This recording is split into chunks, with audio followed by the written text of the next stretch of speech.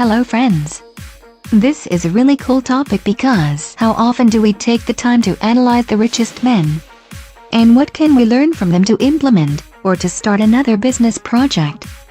On February 24, 1955, Steve Jobs was born in San Francisco, United States. From Syria's father and American mother, he was given up for adoption a few months later to Paul and Clara Jobs. A middle-class marriage. On his early adolescence, Steve began to be fascinated with computers. He decided to go deeper into the subject, researching by himself and attending lectures and conferences in the HP company, where he later obtained his first job and would meet Steve Wozniak, his future partner. In 1972, he was able to enter the Oregon University, but had to quit in the first half due to its high cost. 2 years later, he worked at the Atari gaming company, where he designed and created a few games. At that time, he and Wozniak had created a friendly relationship and decided to create the Apple Computer Company, creating the first computer, the Apple I. His success was so great in 1982 that he went from being a middle-class man to being the world's richest young man. Two friends from the Stanford University, David Packard and Bill Hewlett, founded the HP company in 1939 in the garage of his house, where they spent time assembling and disassembling electronic products. There, they built an audio oscillator from scratch. This is an instrument for electronic tests used by sound engineers. With this, they began a career in the electronic test equipment industry. In 1968, they decided to venture into the world of electronic calculators, where they were very successful.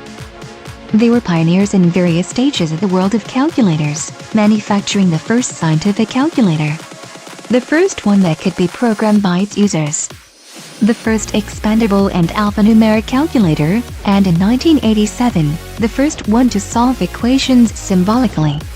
In 1972, the company entered the computer world by creating their first computers and making progress on this field.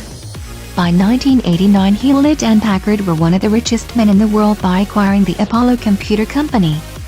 On November 16, 1952, Shigeru Miyamoto was born in Japan. He evolved from an early age as a designer and producer in the world of video games. He is recognized as one of the greatest creators of many sagas for the console that were successful sale hits worldwide, these being the most enduring and accepted as influential in the world. Shigeru joined Nintendo in 1977 when it ventured in the world of video games, leaving behind the board game business which had its beginnings in 1989. Today, Miyamoto is the manager of Nintendo and Nintendo EAD, and is one of the richest men in the world.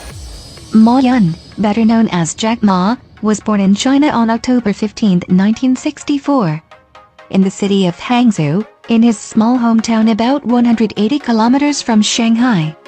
Jack was licensed on 1988 as an English teacher at the town's Teacher Institute, and worked teaching English until 1995, when he decided to found China Yellow Pages.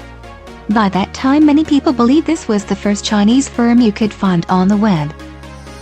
Although Jack was named among the 10 best young teachers in his city, he decided to quit that job along with his partner, his wife, to enter the internet world. Despite this, he also worked in other companies as a tour guide and as a McDonald's employee. Today he is the richest man in the world, and is considered the richest and most successful entrepreneur in China, with a fortune amounting to $25 billion. With all these examples of people who emerged from below, without coming from wealthy families, who forged their own empires with their own hands despite all adversities, one could say innovation is what separates a leader from a follower. You must never quit because work will complement much of the life of every person. The only way to be satisfied is to do what we like to do, so when you get problems you'll overcome them with great satisfaction. What separates a successful entrepreneur from an unsuccessful person? The answer is perseverance. You get small victories from every failure, which leads you to win the battle and to be successful. It's all about being consistent and never giving up. Learning from mistakes. Always keep in mind that quality is more important than quantity. You always have to create a product that goes beyond what customers demand, as they are willing to pay for what they find satisfactory.